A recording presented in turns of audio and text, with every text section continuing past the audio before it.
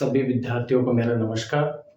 प्रिय विद्यार्थियों, आज की क्लास के अंतर्गत हमारा जो टॉपिक रहेगा वो प्रेशर ग्रुप यानी दबाव समूह के संदर्भ में हमारी जो है क्लास रहेगी। देखिए, आधुनिक जो प्रजातांत्रिक व्यवस्थाएं हैं उनमें जो दबाव समूह है वो प्रजातंत्र की क्या है, अभिन्न अंग है।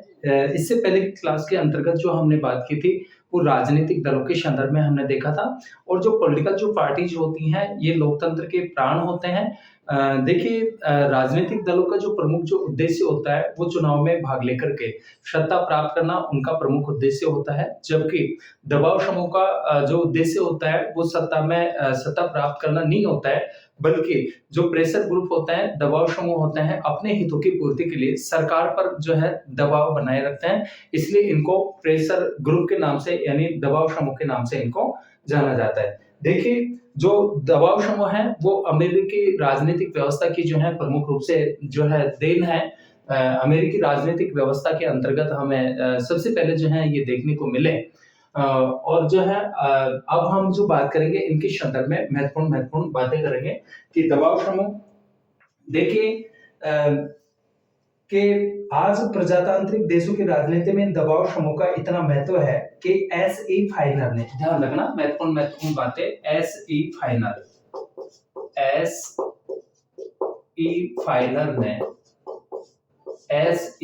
फाइनर ने किसने, एस.ई. फाइनर ने इन्हें अज्ञात साम्राज्य की संज्ञा दी है। एस.ई. फाइनर ने इन्हें अज्ञात साम्राज्य की जो है संज्ञा दी है। ठीक है ना। अज्ञात साम्राज्य किसके द्वारा कहा गया है, अज्ञात जो साम्राज्य कहा गया है वो एस.ई. फाइनर के द्वारा कहा गया है। किसको, दबाव समूह को, किसके द्वारा, एस.ई. फाइनर के द्वारा। इसके अलावा जो है विभिन्न विचारक इसके लिए अलग अलग नामों का प्रयोग करते हैं। जैसे बहुलवादी लेखक केवल समूह कहना पसंद करते हैं, जबकि हामंड कोकोविच, हिचनर, गैरेली हैवॉर्ड जैसे विचारक इसे हित समूह कहना पसंद करते हैं।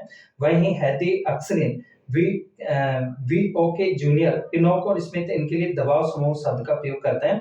दबाव समूह की सशक्तता को देखते हुए शुम्पेटर ने इन्हें वर्तमान लोकतांत्रिक व्यवस्था में गुमनाम साम्राज्य की शासक कहा है। ठीक है ना, किसने, शुम्पेटर ने।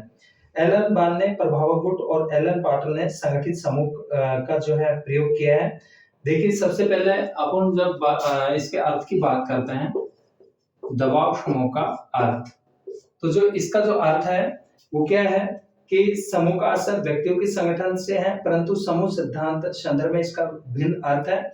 आर्थर बेंटले के अनुसार, जिसे इस सिद्धांत का निर्माता माना जाता है, समूह का अर्थ है समाज के लोगों का एक भाग, जिन्हें लोगों के अन्य समूह से कटे हुए भौतिक पिंड के रूप में नहीं बल्कि गतिविधि के एक पिंड के रूप में माना जाता है। जो इसमें भाग लेते हैं उन्हें इसी प्रकार के अन्य समूह संबंधी गतिविधियों में भागीदारी से वंचित नहीं करता है। ठीक है ना।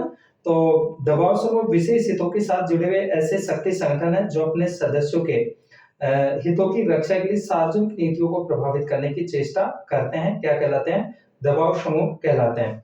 ठीक है ना। इसके बाद में इसके जो उद्देश्य हैं, दबाव समूह के उद्देश्य, एक तो क्या है, सीमित उद्देश्य होते हैं। पहली जो विशेषता है, इनके सीमित उद्देश्य होते हैं, यानी ये केवल अपने हितों तक जो है सीमित होते हैं, अपने स्वार्थ की पूर्ति तक सीमित होते हैं। इसलिए दबाव समूह की जो पहली जो विशेषता है वो क्या है कि इनके सीमित क्या होते हैं, उद्देश्य होते हैं। इसके अलावा सीमित और परस्पर व्यापी सदस्यता होती है। दूसरी जो विशेषता की बात करें तो सीमित व परस्पर व्यापी सदस्यता।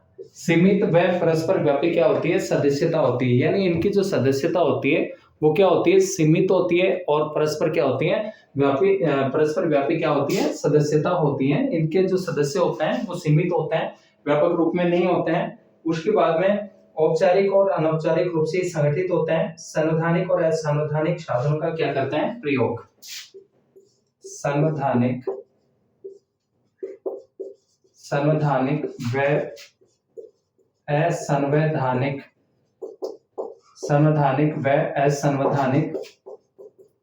साधनों का प्रयोग।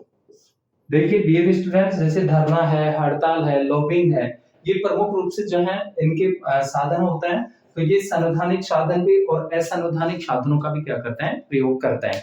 देखिए कानूनों के विरोध करने के जो तरीके होते हैं, दो तरह के होते हैं। संवैधानिक अर्थात संविधान के नियमों पर आधारित, जैसे सत्याग्रह है, इसके अलावा हड़ताल है, हिजरत है, सविनय अवज्ञा है, उपवास है। इस तरह के जो असहयोग है, इस तरह के जो साधना होते हैं जो शांतिपूर्ण तरीके से, जिसमें किसी प्रकार की हिंसा नहीं होती है और अपना विरोध करते हैं, तो वो संवैधानिक साधनों में आते हैं।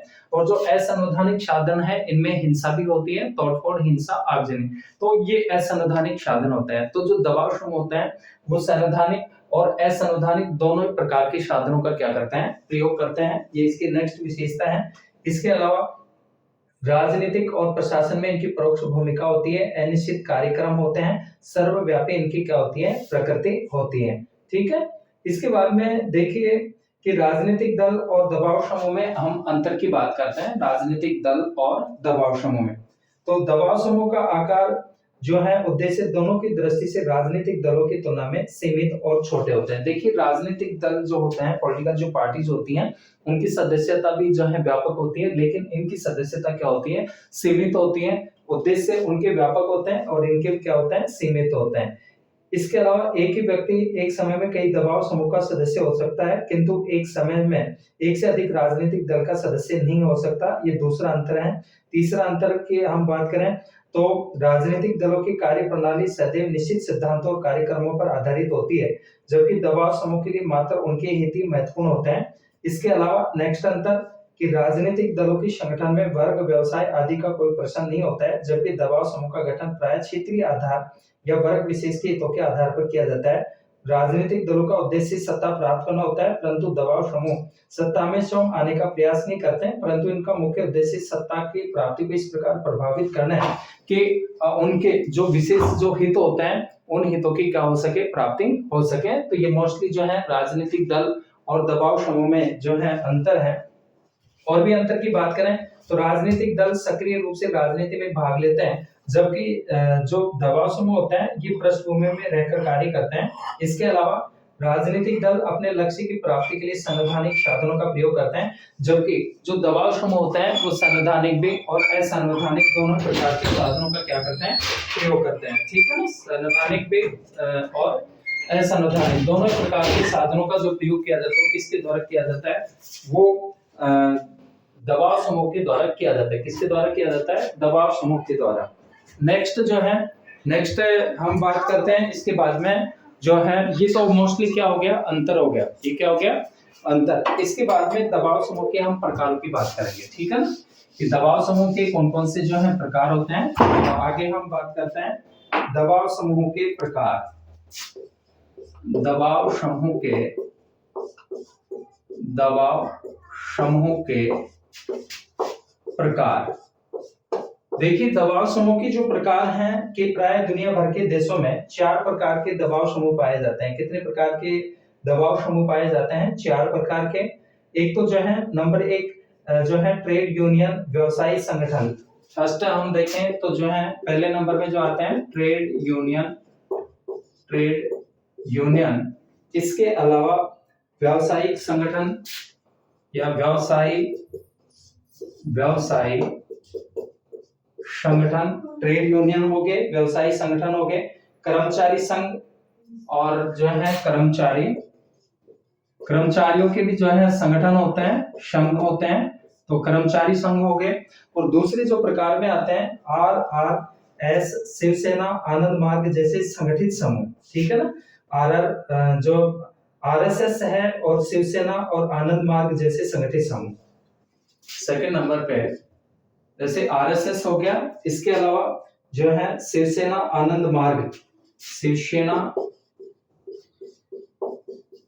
इसके अलावा RSS और आनंद मार्ग जैसे संगठित समूह।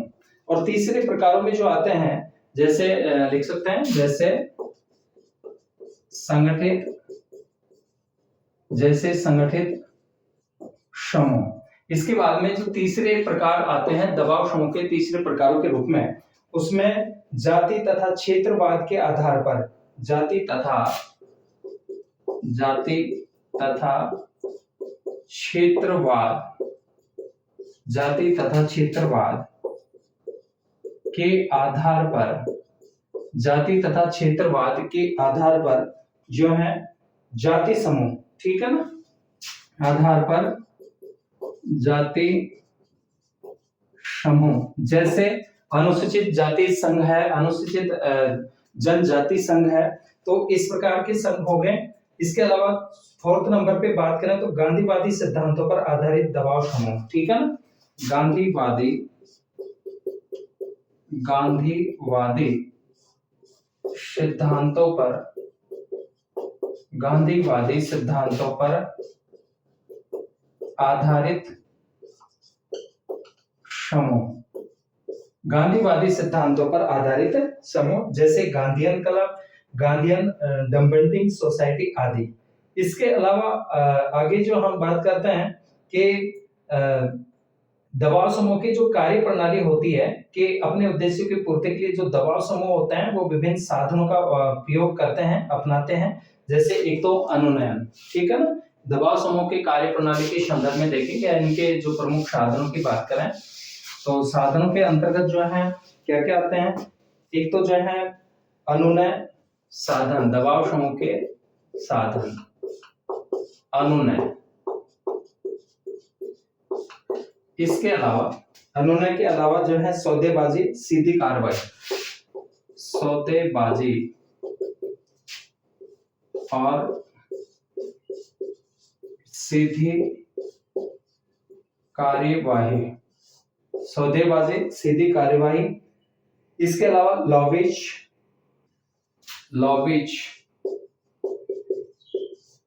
विधानमंडलों में क्या देना, धरना देना, ठीक है ना, लॉबिज। देखिए लॉबिज जिनका सामान्य अर्थ होता है कि विधानमंडल के सदस्यों को प्रभावित कर अपने हित में कानूनों का निर्माण करवाना, ठीक है ना, इसका लॉबिज का अर्थ ध्यान रखना आपको कि विधानमंडल के सदस्यों को प्रभावित कर। लॉबिज का अर्थ क्या होता है, विधानमंडल के सदस्यों को प्रभावित कर, काफी बार पूछा जाता है, सदस्यों को प्रभावित कर अपने हित में